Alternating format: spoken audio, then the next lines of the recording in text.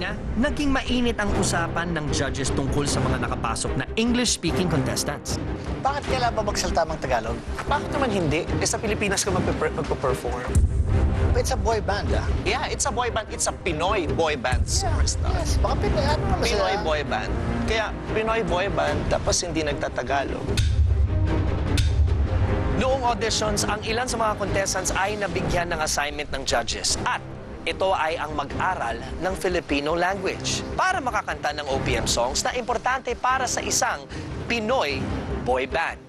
Kaya sa naganap na deliberasyon, napagdesisyonan ng ating judges na alamin ang resulta ng binigay nilang hamon.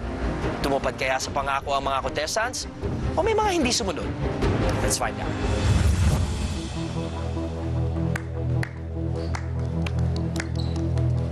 Magandang gabi sa inyong tatlo.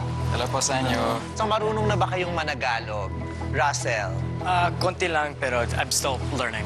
James, marunong ka na managalog? Konti lang mas than bago.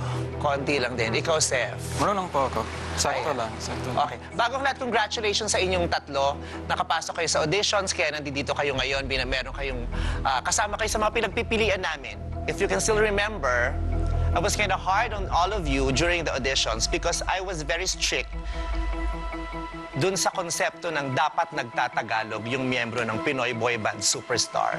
I believe na a Pinoy Boy Band Superstar member has to know how to speak the Philippine language and how to sing an OPM song. We all gave you the assignment. So now is the time to prove to us that you did your assignment. Russell, you go first. Muna ka. Okay, thank you. Good luck.